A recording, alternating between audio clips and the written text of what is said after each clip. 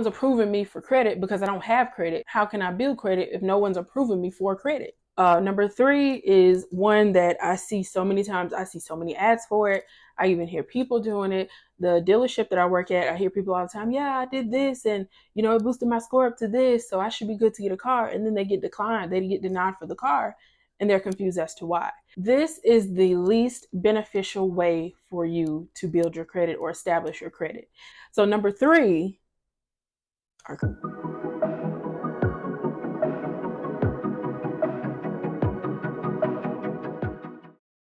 Hey guys, welcome to my channel. I am Chaz, the credit coach, and I am here to teach you how to establish and build your credit.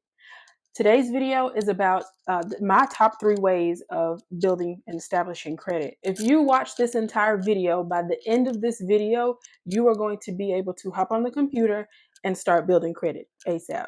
It's just that easy. I always tell people, credit is a game, but once you learn the plays, you'll win every time. So the top 3 ways to build your credit. First, let me break it down. I'm going to tell you the most common way you build credit, the quickest way to establish and build credit, and then the least beneficial way and the most beneficial way. So let's get started. The first way is the most common way. You always hear someone say, oh, just get a secured credit card. Even if you hop on Google and say, how do I establish credit or how do I build credit? It's more than likely going to pop up, get a secured credit card. What is a secured credit card?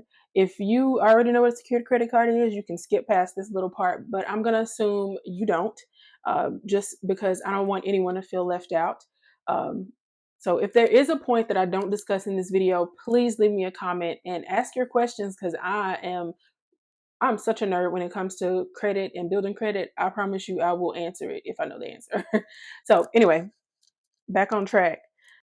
A secured credit card is basically you borrowing against your own money.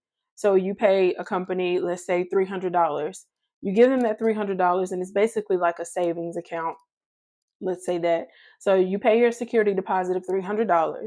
So now that credit card, when they mail it to you, you are going to have a $300 credit limit. It's already your money. That money's gone. Okay. So you're going to use that card. Let's say you want to go out for ice cream and then you want to go buy a couple of shirts. Swipe your card, boom. In about 30 days, however many billing days it is, today's been so long, I can't even think straight. But within the billing cycle, they're going to send you a statement.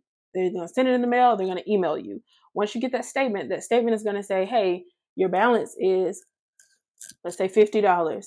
Your minimum payment is $15. So what you're going to do is pay that $15 through whatever site you pay it on. And then that's going to report to the credit bureau saying, hey, she spent $50. We sent her a bill for $50. The minimum payment was $15. He or she paid $15 towards that bill. She's good for this month. Next month, we'll send the bill for the rest of it. Now, if you go ahead and pay it off, cool. So that's basically how secured credit card works. When you are done with that secured credit card, you want to keep it open till it's, for a little while to let it build your credit. You keep that credit card open. And once you're done with it, you'll close that account and they'll send you your money back. So that's why I say it's like a savings account, because you initially spent that $300, and then you're borrowing against your own money, and then they're going to send it back. That's the secured credit card. That is the most common way. The second way is the quickest way to build your credit. The second way to build your credit is become an authorized user on someone else's credit card. This is the quickest way, but this is also the most, you need to really take precaution when it comes to being an authorized user on someone else's card. What is an authorized user? I got you. An authorized user is a person that is authorized to use someone else's credit card. I'm not gonna get too deep in this. I really explain this in my ebook. I break it down and explain to you what that is and how it works. And you kind of have to navigate it correctly, because all credit card companies don't report this to your credit bureau. But I'll give you an example. My husband and I went on our honeymoon last year, flew to Jamaica. On the plane, they offered everybody, if you sign up for this American Airlines credit card, you're going to get 70,000 bonus miles and XYZ. So he was like, yeah, we decided we're going to do it. So he signed up for it. I didn't want to do it. We didn't want to get 2 separate cards. He was like, you just want to be an authorized user? Heck yeah, that's fine. We use the same card. One of my questions was going to be, is this going to report to my credit bureau? And the way I knew it wasn't, you can either call them and ask them, or when you fill out the application to be an authorized user, if it does not ask for anything but your name and your address, it's not going to report.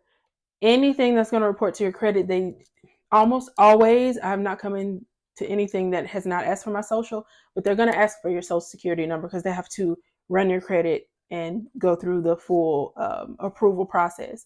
So if they don't report to your credit bureau, it's really pointless for you to be an authorized user. You don't really have to be authorized to use that card.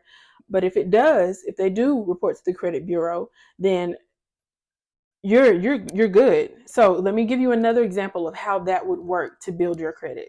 So let's say um,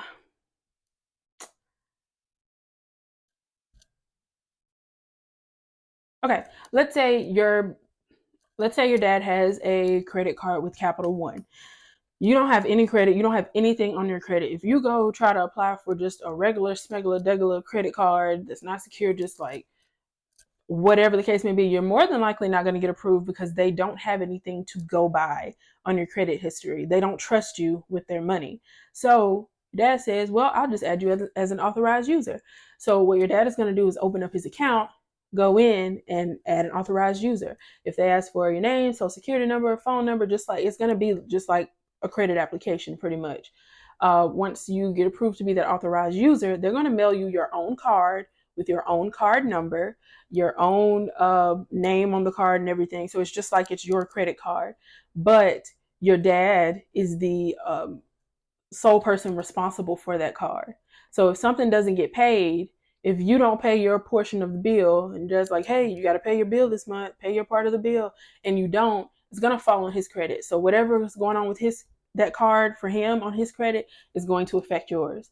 If he runs the bill up $3,000 and never pays a dime on it ever again, that's going to show on your credit report as well. So down the line, that hurts you because when you go apply for something else, you're saying, oh, that was my dad's card. I was just an authorized user. Well, when you sign up to be an authorized user, you are agreeing to the same terms and conditions that your dad had to agree to, which is you're going to pay your bill, right? So be careful who you agree to be an authorized user with or agree to be a co-signer with. And without going down a rabbit hole, I've seen this so many times where people sign up to be other people's co-signers, friends, boyfriends, girlfriends, shoot, husbands and wives, and things go south, and then boom, I ain't paying that bill. He's supposed to be paying it. I ain't paying that bill. She's supposed to be paying it. Creditors don't care who's supposed to be paying what. If your name is on that bill, you are responsible for it. So whatever happens to one person's credit, if you're an authorized user on that card, it's going to happen on yours. So be careful. But that is the quickest way to go ahead and get your credit established.